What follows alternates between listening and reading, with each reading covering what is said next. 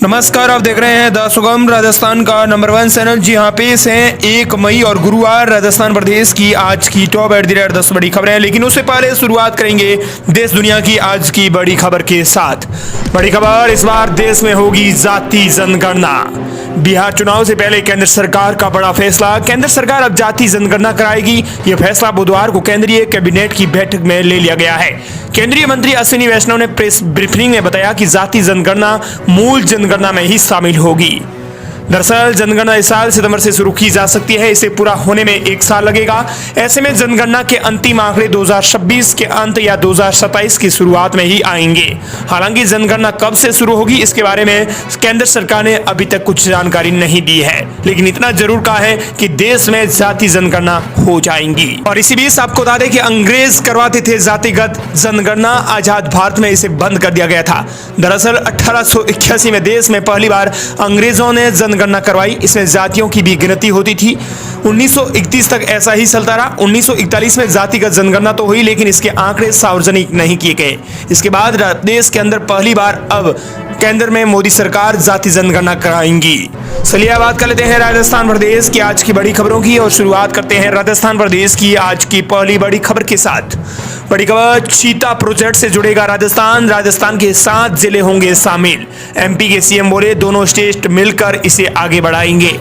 मध्य प्रदेश में चल रहे देश के पहले सीता प्रोजेक्ट में अब राजस्थान भी शामिल होगा। दोनों स्टेट के बीच में 17,000 वर्ग किलोमीटर का सीता कॉरिडोर बनेगा। इसमें सीता खुले में घूम सकेंगे। मंगलवार को जयपुर आए मध्य प्रदेश के मुख्यमंत्री मोहन यादव ने कहा कि सीता प्रोजेक्ट पर मध्य प्रदेश अच्छे से काम कर रहा है, लेकिन बहुत जल्द हमारा सीता प्रोजेक्ट राजस्थान के साथ जुड़कर आगे बढ़ेगा। उन्होंने कहा कि हमने मध्य प्रदेश में 2 सीता अभियान शुरू किए हैं।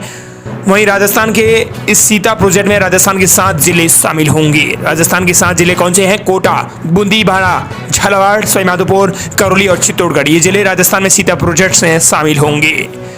आखिर ये सीता कॉरिडोर क्या है?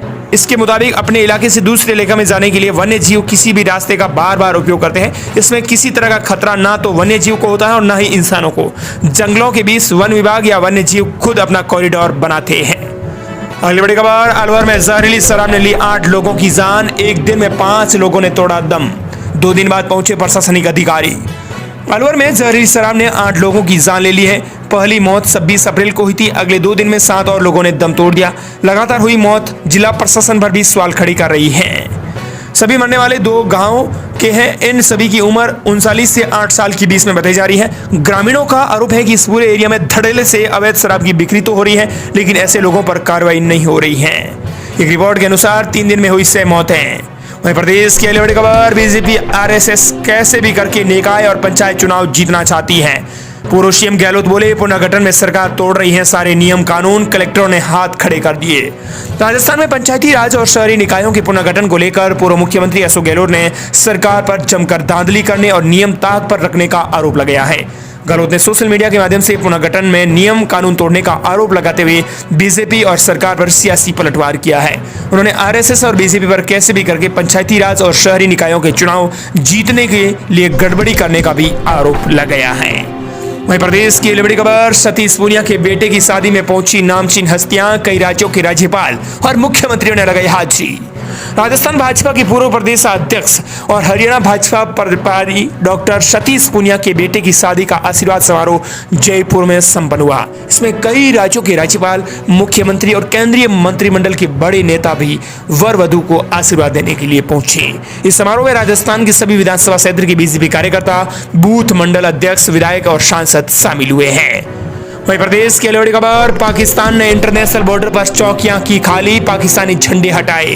केंद्र ने पूर्व रॉ चीफ को राष्ट्रीय सुरक्षा सलाहकार बोर्ड का चेयरमैन बनाया। पहलगाम हमले के 8 दिन बाद बुधवार को पाकिस्तानी सेना ने इंटरनेशनल बॉर्डर पर कई पोस्ट खाली कर दी है।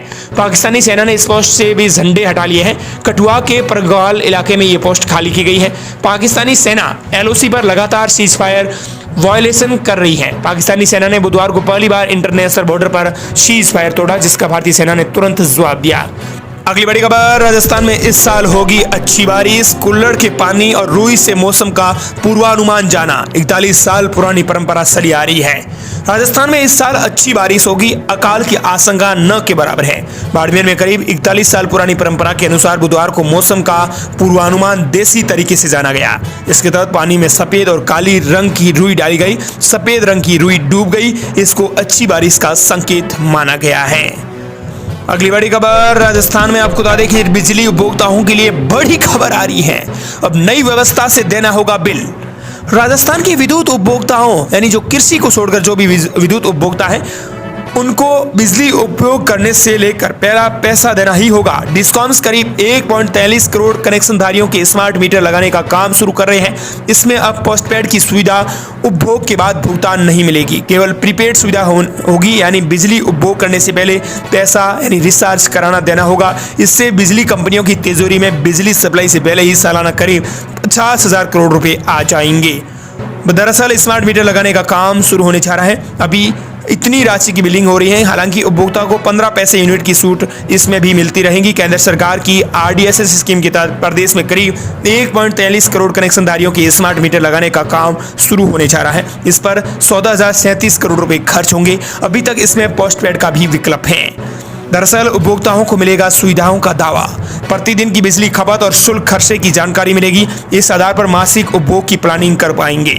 घर की सप्लाई बंद होते ही सीधे कंट्रोल रूम में सूचना पहुंचेगी। बिजली सप्लाई का लोड अधिक होते ही मोबाइल पर अलर्ट मैसेज आता रहेगा। अगली बड़ी खबर, भीषण गर्मी में आई राहत भरी खबर, लबालब हो जाएंगे राजस्थान के 3 बांध। राजस्थान और MP सरकार में बनी सहमति।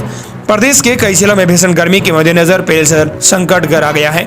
इसी बीच एक अच्छी खबर यह है कि संबल नदी के सबसे बड़े बांध गांधी सागर से पानी छोड़कर राणा प्रताप सागर बांध को भरा जाएगा।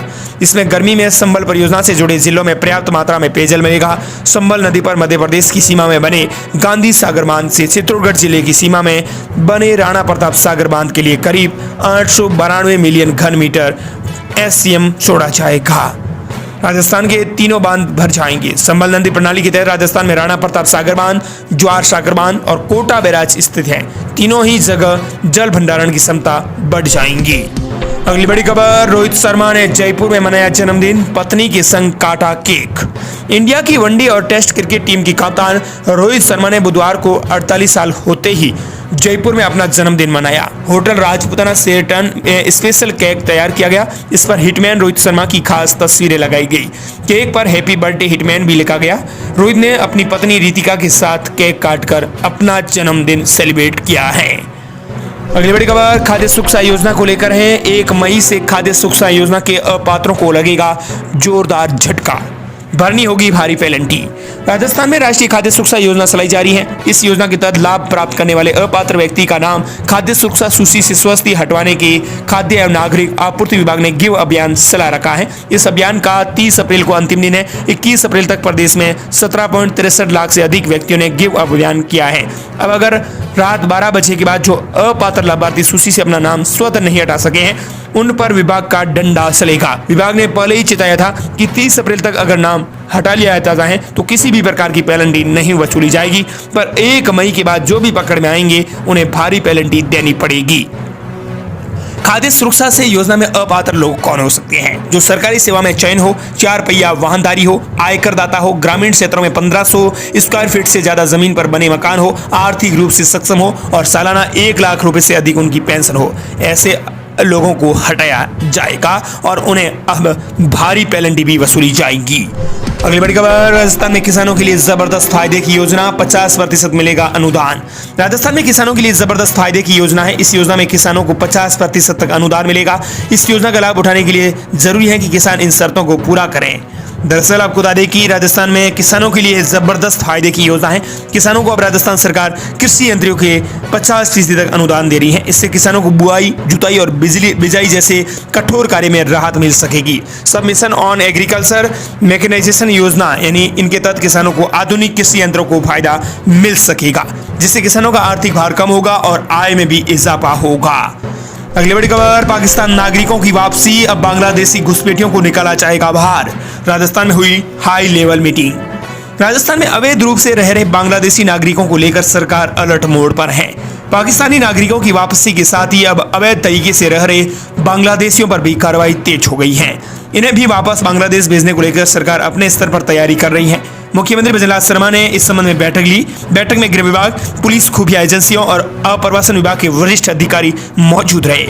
सीएम ने इस बैठक में साफ तौर पर कहा है कि अवैध रूप से राज्य भर में रह रहे बांग्लादेशियों की पहचान करें, सुरक्षा जोखिम और उन्हें डिपोर्ट की प्रक्रिया पर अधिकारियों से बात करें। पिछले दिनों जयपुर पुलिस ने एक विशेष सर्च अभियान के दौरान बड़ी संख्या में बांग्लादेशी नागरिकों को पकड़ा था।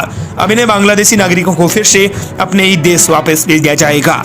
अगली बड़ी खबर, राजस्थान में सुरक्षा पर सियासत। हनुमान बेनीवाल के बाद उनके ही भाई ने नारायण बेनीवाल ने भी लौटाई पीएसओ।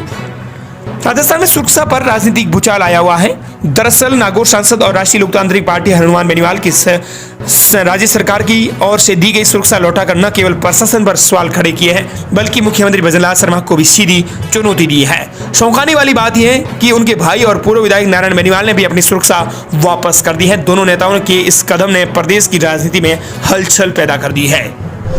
अगली बड़ी खबर, राजस्थान में इस हाईवे को केंद्र सरकार से मिली इस बड़ी सौगात, जल्दी शुरू होगा काम। दरअसल राजस्थान में केंद्र सरकार ने सिरोही जिले में खस्ताहाल पड़े रेवदर मंडार स्टेट हाईवे की मरम्मत करने के लिए स्वीकृति दे दी है। इसमें काफी वाहनों की आवाजाही थी, लेकिन सड़क की मरम्मत न होने की वजह से लोगों को काफी परेशानियों का सामना करना पड़ता था। सड़क बन जाने से लोगों का समय बचेगा और वाहन चालकों को काफी राहत मिलेगी।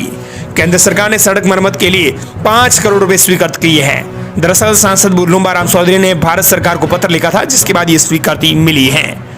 अगली बड़ी खबर, राजस्थान के सरकारी हॉस्पिटल्स में दवा, पानी और बिजली बैकअप नहीं, इंटरनेट सुविधा भी नहीं, स्कूलों में चलाए जाने वाले हेल्थ प्रोग्राम नहीं करवाए। राजस्थान में संचालित 3% प्राथमिक स्वास्थ्य केंद्र नेशनल क्वालिटी इंश्योरेंस स्टैंडर्ड के मानकों के अनुरूप नहीं है। ये खुलासा पिछले दिनों केंद्रीय स्वास्थ्य मंत्रालय की ओर से जारी किए एक पत्र में हुआ है। इसमें उस रिपोर्ट का जिक्र किया है जो केंद्र सरकार की कॉमन रिव्यू मिशन में की टीम विजिट के बाद तैयार की गई है। टीम ने अपनी विजिट में पाया है कि एनपीएससी, यूपीएससी में पर्याप्त जरूरी दवाइयों के अलावा इंडियन पब्लिक हेल्थ स्टैंडर्ड के अनुरूप जोश की सुविधा नहीं थी। दरअसल 216 पीएससी मानक के अनुरूप मिली है। स्वास्थ्य एवं परिवहन कल्याण मंत्रालय के अपर सचिव और मिशन निदेशक ने यह जानकारी दी है। उन्होंने कहा कि राजस्थान के सरकारी हॉस्पिटल्स में दवा, पानी और बिजली बैकअप नहीं है और इंटरनेट की सुविधा भी नहीं है। साथ ही स्कूलों में चलाए जाने वाले हेल्थ प्रोग्राम भी नहीं करवाए गए हैं। चलिए, ये थी राजस्थान प्रदेश की आज की बड़ी खबरें। मिलते हैं नई तमाम बड़ी खबरों के साथ।